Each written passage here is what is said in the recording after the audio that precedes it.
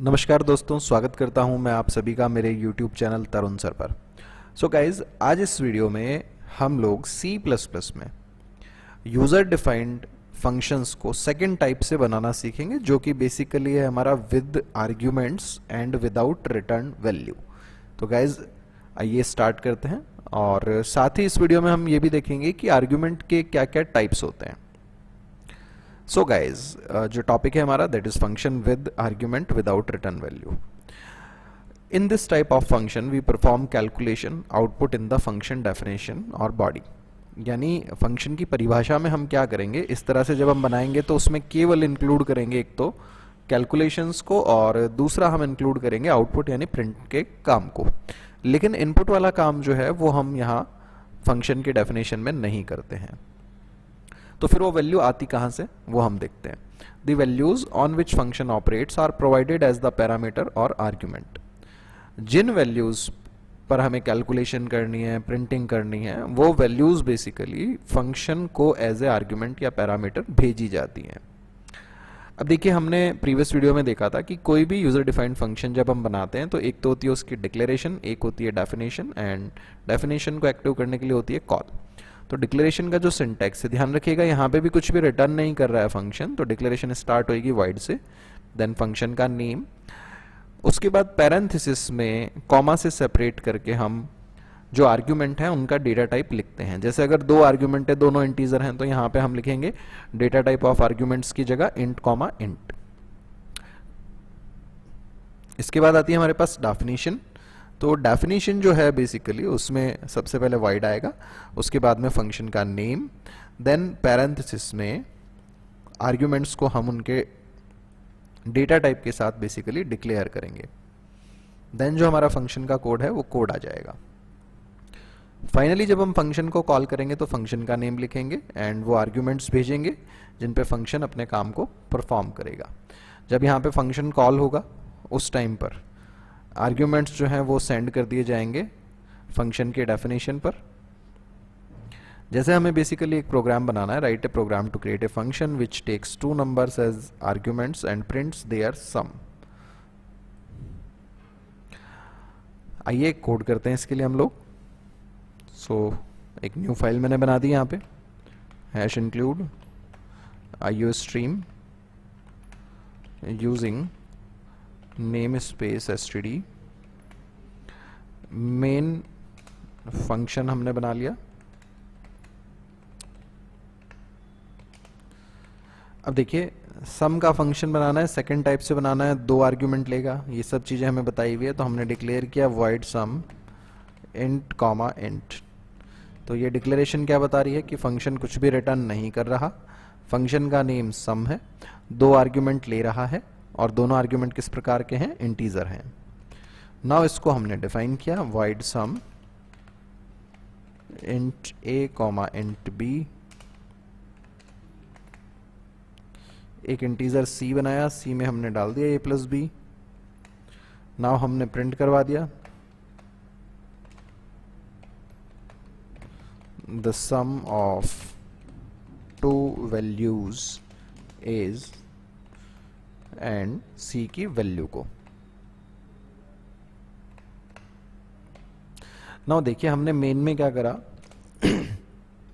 x और y दो variable बना दिए, यूजर से इनपुट ले लिया हमने,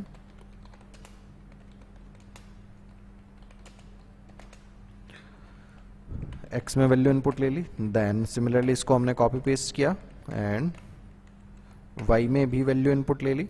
इसके लिए मैसेज दे दिया हमने एंटर सेकंड नंबर। नाउ हमने सम को कॉल किया। अब देखो, सम को जब मैं कॉल कर रहा हूं तो ब्रैकेट बिल्कुल खाली छोड़ दिया, एक बार जानबूझ के एरर करने के लिए। अब मैं इसको जैसे ही सेव करके कंपाइल करता हूं तो कंपाइल करते ही एरर आएगी। थोड़ा सा एरर को देखिएगा, यहां पे दिखा रहा है एरर टू फ्यू आर्ग्यूमेंट्स। तो मैं एक बार इसको जूम करके दिखाता हूं।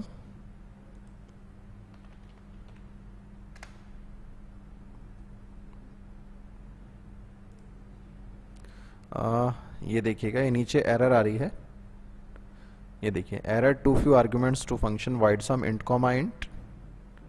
क्योंकि सम में हमने कोई भी आर्ग्यूमेंट यहाँ पर पास नहीं किया है, दैट्स वाई ये एरर आ रही है। ठीक है गाइस, नाउ वापस मैं जूम आउट कर देता हूं। अब मैंने यहाँ पे क्या किया भाई, x और y की वैल्यू यहाँ पे लिख दी, x, y। तो ये x जब सम कॉल होगा तो x की वैल्यू जाकर के स्टोर होगी यहाँ a में, सिमिलरली y की वैल्यू जाकर के स्टोर हो जाएगी b में, then c equal to a plus b हो जाएगा एंड रिजल्ट जो है वो प्रिंट हो जाएगा सिंपली। अब इसे हम कंपाइल एंड रन कर देते हैं एक बार। फ्लो वही रहता है, सबसे पहले मेन में आएगा, वैल्यूज इनपुट पूछेगा हमसे, देन सम कॉल होगा, सम के डेफिनेशन पे जाएगा, पैरामीटर भी लेके जाएगा, रिजल्ट कैलकुलेट होगा, प्रिंट होगा और वापस मेन में आ जाएगा। तो ये देखिए एग्जीक्यूशन स्टार्ट हुआ एंड रिजल्ट आ गया हमारा। Fine guys. सो गाइज इसके आगे हम बढ़ते हैं। बेसिकली अब हम देखेंगे टाइप्स ऑफ आर्ग्यूमेंट्स, आर्ग्यूमेंट्स के प्रकार। दो तरह के आर्ग्यूमेंट्स होते हैं हमारे पास फंक्शंस के साथ, actual arguments and formal arguments. सबसे पहला है हमारे पास actual arguments. So basically actual argument क्या है देखते हैं। The values or variables which are sent while calling the function are called actual arguments। तो भाई जो वैल्यूज हम फंक्शन को कॉल करते टाइम पर भेज रहे हैं वो वैल्यूज हमारी क्या कहलाती है, एक्चुअल आर्ग्यूमेंट कहलाती है। तो अभी हम एक बार इधर जो हमने कोड किया था इसके अंदर हम देख लें, यहाँ कॉल करते टाइम हमने क्या लिखा है, x, y। तो ये x एंड y क्या है, x, y are actual arguments, क्योंकि कॉल करते टाइम भेज रहे हैं हम तो सम के एक्चुअल आर्ग्यूमेंट है ये। ठीक है भाई। Depending on the argument passing technique the actual argument may be value, variable, address, array, structure object, class object also. तो बेसिकली जो आर्ग्यूमेंट पासिंग टेक्निक है आगे जाकर के मैं आपको बताऊंगा। तो जो आर्ग्यूमेंट पासिंग टेक्निक है उसके अकॉर्डिंग जो एक्चुअल आर्ग्यूमेंट है ये हमारा वैल्यू भी हो सकता है, वेरिएबल भी हो सकता है, एड्रेस भी हो सकता है, कोई एरे हो सकता है, या स्ट्रक्चर का ऑब्जेक्ट या क्लास का ऑब्जेक्ट भी हो सकता है। दूसरा जो टाइप है हमारे पास that is formal arguments. The variables which are declared in the parenthesis and function definition are called as formal arguments.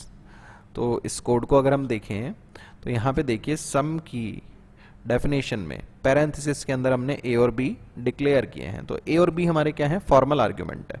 ध्यान रखिएगा कुछ लोग कंफ्यूज हो जाते हैं, सी को भी बोलते हैं कि आर्ग्यूमेंट, भाई सी आर्ग्यूमेंट नहीं है, आर्ग्यूमेंट केवल वही है, या फॉर्मल पैरामीटर बोल दो, पैरामीटर बोल दो, वो केवल वही है जो सम के साथ ब्रैकेट के अंदर लिखा हुआ है। बाकी लोकल वेरिएबल्स कहलाते हैं, वो पैरामीटर या आर्ग्यूमेंट नहीं कहलाते हैं।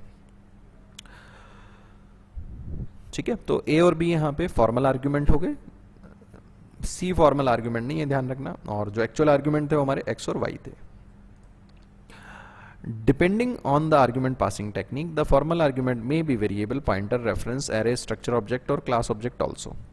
आर्ग्यूमेंट पासिंग टेक्निक के आधार पे जो हमारा फॉर्मल आर्ग्यूमेंट है वो वेरिएबल हो सकता है, जैसे अभी हमने वेरिएबल ही यूज किया डेफिनेटली, पॉइंटर भी हो सकता है, रेफरेंस भी हो सकता है, ठीक है ना, एरे भी हो सकता है, स्ट्रक्चर का ऑब्जेक्ट भी हो सकता है, या क्लास का ऑब्जेक्ट भी हो सकता है। अब ध्यान देने वाली बात यह है, name of formal argument and the name of actual argument may be same और डिफरेंट। जैसे यहाँ पे जो हमने अभी एग्जांपल किया इसके अंदर हम लोगों ने क्या किया, जो एक्चुअल आर्ग्यूमेंट है उनके नाम एक्स वाई हैं, जो फॉर्मल आर्ग्यूमेंट है उनके नाम ए बी हैं। तो ऐसा जरूरी नहीं है कि इनके नाम हमेशा अलग हो सकता है कि मैं मेन में भी एक्स वाई की जगह ए बी बना देता, तो यहाँ पे नाम सेम हो गया, भाई डिफरेंट नाम के साथ तो अभी एग्जीक्यूट किया ही था, अभी एक बार अलग नाम के साथ भी एग्जीक्यूट कर लेते हैं। देखिए ये हमने कॉल किया, कंपाइल एंड रन कर दिया एंड दैट्स परफेक्टली फाइन। अभी बस एग्जीक्यूट हो जाएगा विद इन फ्यू सेकेंड्स। ये देखिए, ठीक है गाइज।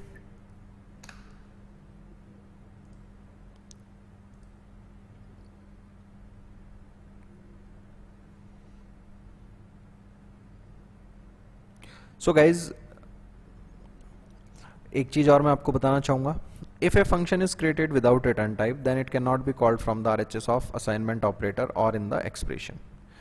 देखिए अभी तक हमने दोनों जो टाइप देखे उनमें रिटर्न टाइप नहीं है, विदाउट रिटर्न वैल्यू है। विदाउट रिटर्न वैल्यू वाले जो फंक्शन है उनको आप असाइनमेंट के राइट से कॉल नहीं कर सकते, करते हो तो सिंटैक्स एरर आती है। जैसे सपोज मैं यहाँ पे एक सी बनाता और मैं सोच रहा हूँ कि सी बराबर सम ए कॉमा बी लिख दूं, ये एरर हो जाएगी अभी। ये देखिए, void value not ignored as it ought to be. तो सम जो है वो वाइड दे रहा है, मतलब कोई वैल्यू नहीं दे रहा है, दैट्स वाई इसको असाइनमेंट के राइट साइड से हम कॉल नहीं कर सकते।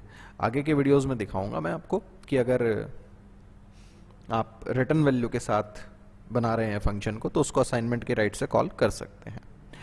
एक और चीज, जैसे मैंने यहाँ पे ए और बी भेजा, ये तो मेरे क्या थे, वेरिएबल थे। मैं चाहूं तो यहाँ पे कांस्टेंट भी पास कर सकता हूं। इसको भी एग्जीक्यूट करके दिखा देते हैं आप लोगों को अभी। ये देखिए,